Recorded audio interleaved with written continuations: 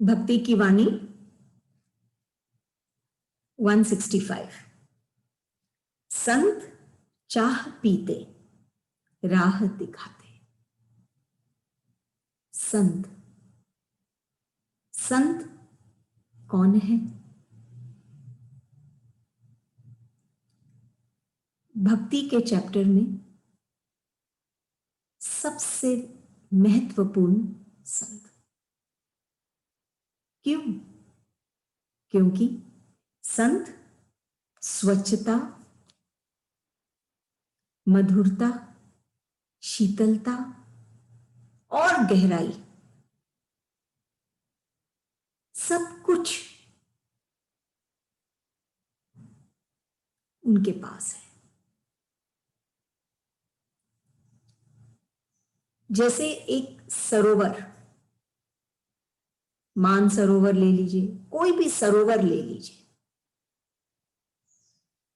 उसमें जब कोई उस सरोवर के पास जाता है तो वो अलग अलग इच्छाएं लेके जाता है।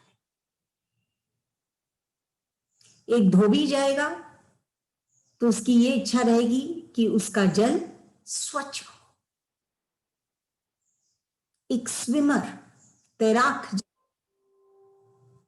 तो उसकी इच्छा रहेगी कि पानी गहरा हो। हर एक की अपनी अपनी इच्छा होती है। लेकिन एक संत वो मानस सरोवर, मान सरोवर या रामचरित्र मानस को भी हम कहते हैं। मानस मतलब मन। उनका मन ही एक सरोवर है जिसमें ये चारों गुण है। स्वच्छता है, शीतलता है, जो हम इन तत्वों में भी पाते हैं। जो हमारा अस्तित्व है, जिससे हम बने हैं, यही सब गुण वो संत के हृदय में विराजमान है। इसीलिए वो संत है, अन्य प्राणी नहीं। ऐसे खास विशेष संत क्या चाहता है? वो बहुत मायने रखता है एक भक्ति के राह पे चलते हुए राही के लिए, कि वो भक्त का जो रोल मॉडल है, जो आइडल है, वो संत, वो क्या चाहते हैं?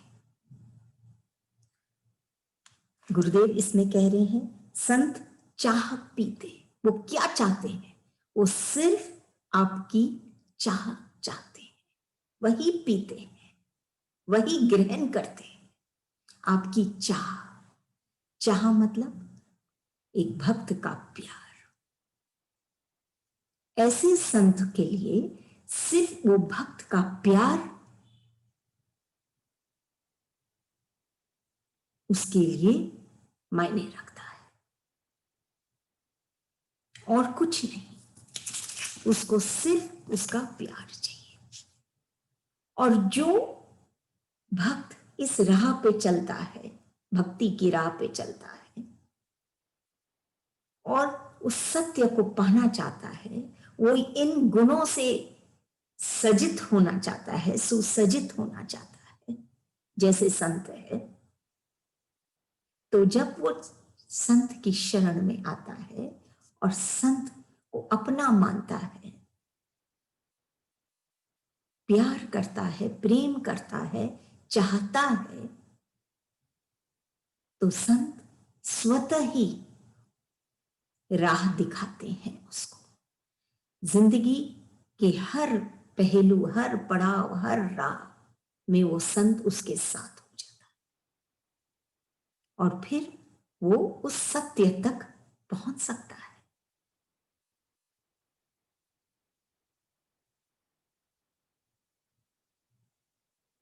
सत्य तक, उस आनंद तक।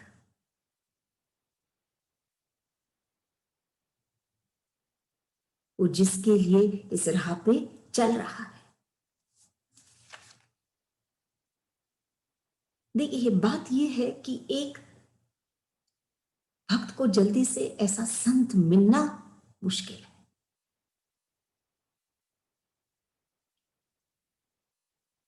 क्योंकि जब तक हम वर्तमान को नहीं सुधारेंगे, हमारा अभी इस वक्त, अभी जो हमारे जीवन की जो परिस्थिति है, मन की जो स्थिति है, उसको अगर हम नहीं सुधार पाएंगे तो हमारा भविष्य भी नहीं सुधरेगा। ये भी कहा गया है कि जब हम अपने जीवन को जी रहे हैं, जब जीवित हैं हम, हमारे जीवन को अगर हम नहीं सुधारेंगे तो हमारा मरण नहीं सुधरेगा।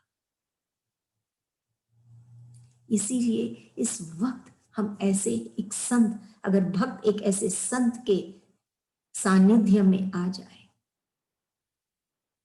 तो वो संत उसको राह दिखाते हैं, उसके साथ साथ चलते हैं।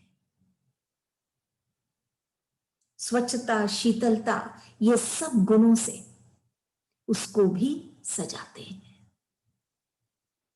कि वो इन सब गुणों को लेते आखिर में वो उस आनंद तक पहुंच जाता है। तो संत चाह पीते, राह दिखाते। बहुत सिंपल वाणी है, लेकिन यही भक्त की चाह है कि कोई उसके साथ हो जाए और उसको राह दिखाए। तो अगर वो जान जाए कि संत की क्या चाह है, तो वो संत के साथ अपनी चाह को मिला सकता है, अपने प्रेम को, अपना प्यार को वो अपने इष्ट पर न्यौछावर कर सकता है, और फिर उसके साथ साथ साथ वो आगे जीवन में बढ़ सकता है। अगली वाणी 166, भक्त और भगवान प्यार। भक्त और भगवान,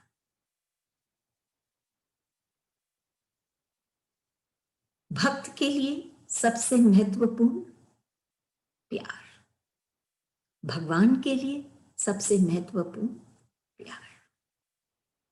तो गुरुदेव क्या कह रहे हैं? भक्त और भगवान प्यार, उनके लिए सिर्फ प्यार ही महत्वपूर्ण है। अगर प्यार नहीं होता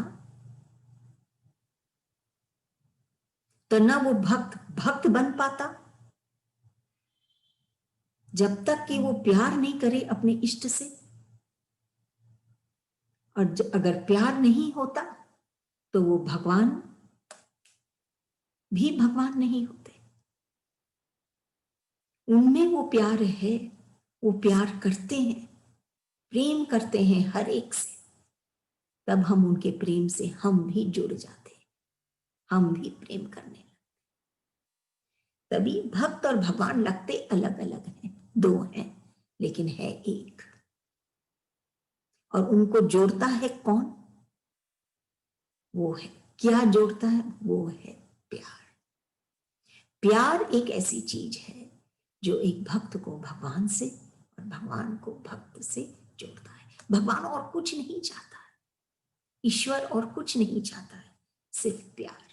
गुरुदेव कह रहे हैं हम बहुत कुछ करना चाहते हैं अपने इष्ट को रिझाने। एक भक्त बहुत कुछ कोशिश करता है, कर्म करता है, लेकिन जब तक प्यार नहीं होगा वो अपने इष्ट को नहीं पाएगा। जैसे प्यार से वो जो कुछ भी करेगा, चाहे कमती हो चाहे बेसी हो, वो अपने इष्ट को पाएगा। तो भक्त और भगवान प्यार, ये प्यार जब तक वो नहीं महसूस करता है अपने इष्ट के लिए, तब तक वो बहुत दुखी रहता है, बोझिल रहता है, अभाव से घिरा रहता है। लेकिन जैसे ही वो ये प्यार को पा जाता है, वैसे ही वो भाव से भर जाता है। ये भाव अभाव को मिटा देता है और संसार के दबाव से उठा देता है। इतनी ताकत है इस भाव में।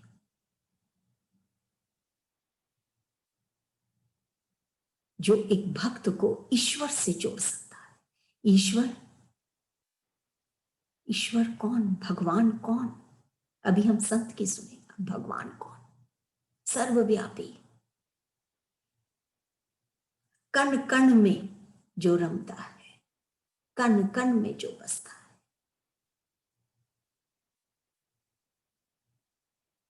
जिसको जानना कठिन है क्योंकि वो दिखता नहीं, अदृश्य है, लेकिन है। ऐसे ईश्वर को वो भगवान भक्त सिर्फ प्यार से के कारण, प्यार के अनुभव के कारण वो ऐसे ईश्वर को भी पा जाता है कि वो एक साधारण प्राणी से वो भक्त बन जाता है। तो भक्त और भगवान, प्यार, सबसे इंपॉर्टेंट चीज भक्ति में प्यार, प्रेम। इसके बिना जो भी कुछ हम कर रहे हैं वो अधूरा है, नीरस है, और हम कुछ नहीं पाते। लेकिन प्यार के साथ जब हम करने लग जाते हैं, भाव के साथ जब हम करने लग जाते हैं, और ये भाव मिलता भी कहां से? मिलता भी उसी से है जिसके लिए हम कर रहे हैं, वही देता है। कहीं पे पढ़े थे ये बात कि गुरु की कृपा बड़ी या भगवान की कृपा बड़ी या भक्त की श्रद्धा बड़ी?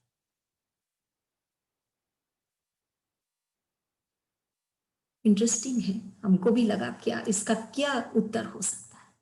गुरु की कृपा बड़ी, भगवान की कृपा बड़ी या भक्त की श्रद्धा?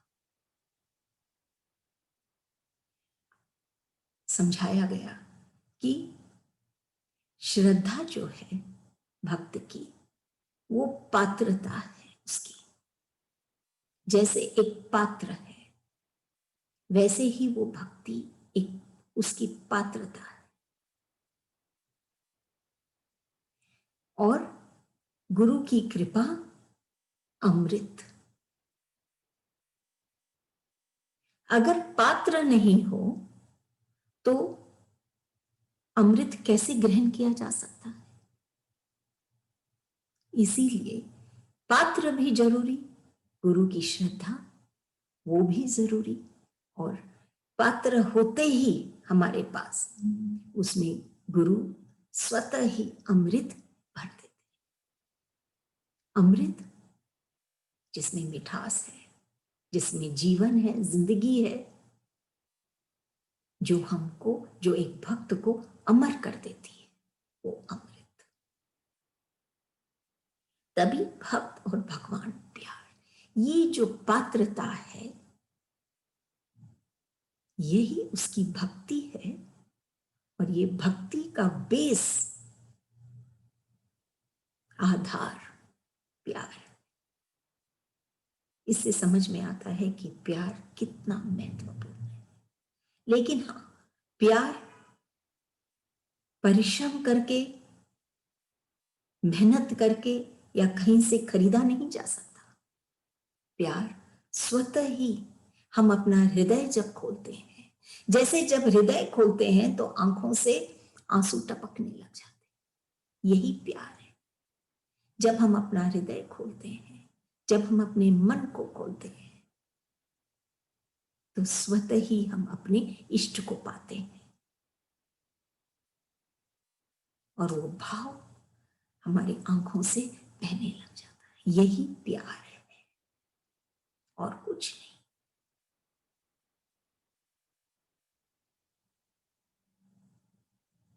ऐसे लगती है कितना सस्ता है, लेकिन कितनी महंगी है ये भी साथ में। जो नहीं पाता है उसके लिए बहुत महंगी है, और जो सहजता से पा लेता है, जो सहज है वो सहजता से पा लेता है, उसके लिए जीवन ही प्यार है। तो भक्त और भगवान प्यार, ये दोनों को एक करने वाला सिर्फ ये प्यार है। भक्त के लिए भी प्यार, भगवान के लिए भी प्यार। भगवान भी प्यार के लिए ही तरसते हैं, और भक्त भी भगवान को, जो भगवान के लिए तरसता है वो प्यार से ही पा सकता है। तो भक्त और भगवान प्यार। अगली वाणी 167, जड़ का जीवन प्यार। जड़, ये दो भाग हैं, चेतन और जड़। दोनों में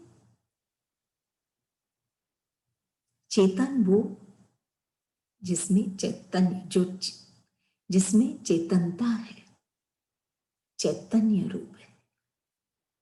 और जड़ वो भी जीवित है, उसमें भी चेतनता है, लेकिन दिखता है जैसे इसमें कोई चेतनता नहीं, कोई जान नहीं, कोई प्राण नहीं, निष्प्राण है। ऐसे जड़ की बात हो रही, जीवित होकर भी दिखती नहीं हमको कि वो जीवित है।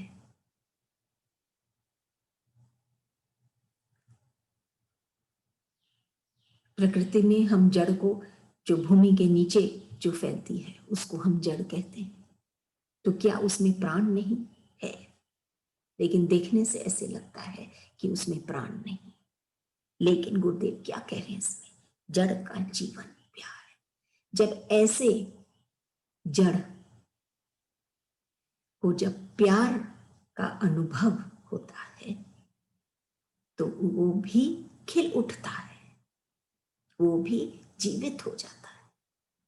प्रकृति में भी हम देखते हैं, जब ये जड़ को धूप और जल और ये सब प्राकृतिक चीजों का जब वो प्यार पाता है, साथ पाता है, तो वो खिल जाता है। ऐसे ही मनुष्य जो जड़ समान जीवित तो है, चेतनता तो है, लेकिन चैतन्य नहीं है, तो वो भी जब ये प्यार पाता है तो वो भी, उसको भी जीवन फिर से मिल जाता है। तो जरूरी नहीं है कि सिर्फ जो चेतन है वो खिल सकता है, जो जड़ है वो भी खिल सकता है। कब? जब वो प्यार का अनुभव करता है। प्यार ऐसा खास तत्व है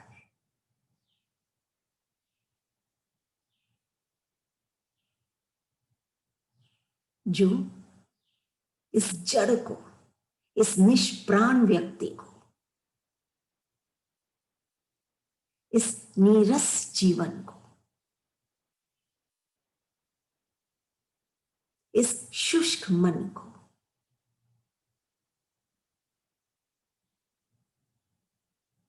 खिला देता है। बिना प्यार के वो इंसान जड़ के समान हो जाता है। दिखता है कि वो नहीं जी रहा है, लेकिन प्यार पाते ही वो जीवित सा दिखने लग जाता है, वो जीने लग जाता है।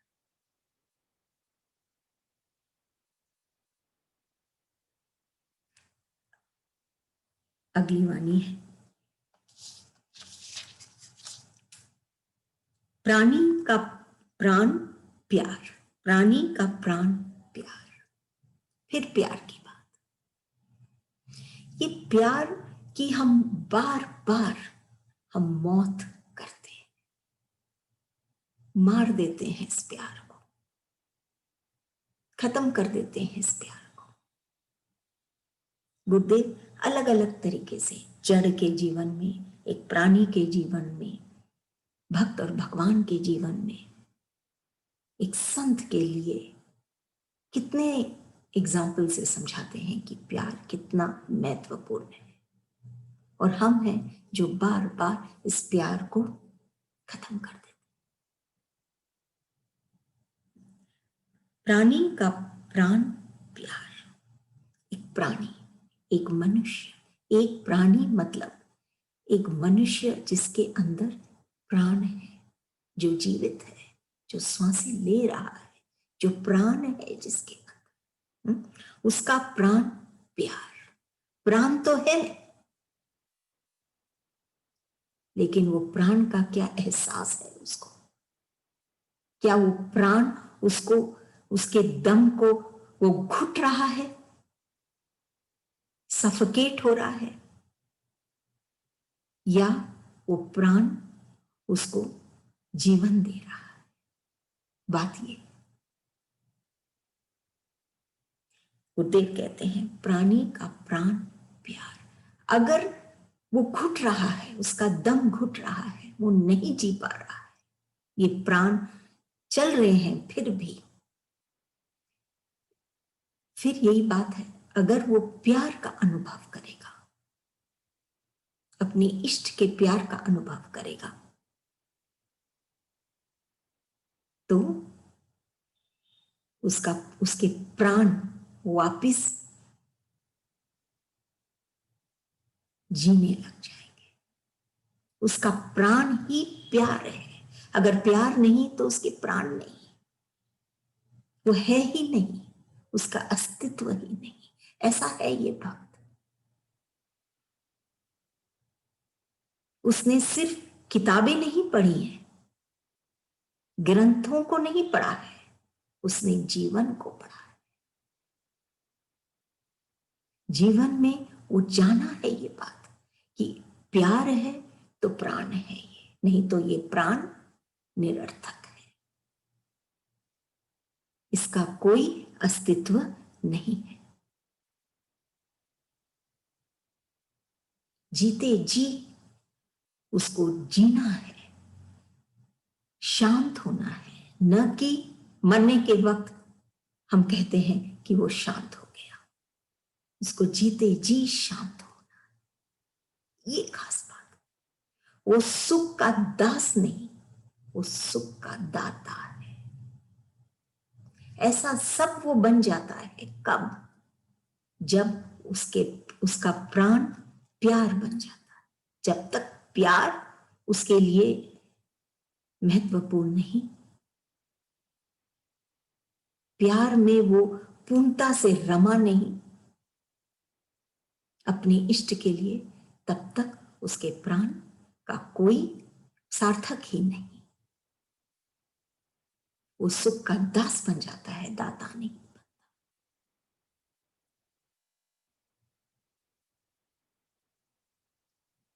समाधि में हम बोलते हैं, संत लोग समाधि में चले जाते हैं। समाधि क्या है? ये पूर्ण तृप्ति। ये जो पूर्ण तृप्ति है, ये कहां से आती है, कैसे आती है, कब आती है? जब वो भक्त अपने इष्ट के प्रेम में, प्यार में 100% पूर्णता से रम जाता है, तब जाके उसमें वो पूर्ण तृप्ति आती है। तब जाके हम कहते हैं प्राणी का प्यार, प्राण प्यार।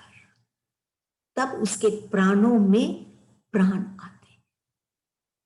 नहीं तो श्वासें आ रहे हैं, जा रहे हैं, न उनका जीवन सुधरा, न मरण। आए और गए, फिर आए और फिर गए, यही सिलसिला चलता गया। लेकिन जब उसके प्राणों में प्यार जब आ जाता है, प्रेम जब आ जाता है अपने इष्ट के लिए, ये सब प्यार वो भक्त का इष्ट के लिए, तो उसके प्राणों में एक अलग उत्साह आ जाता है, एक अलग प्राण आ जाते हैं, प्राणों में प्राण, और वो जीवन का आनंद और मौज लेता है और मौज में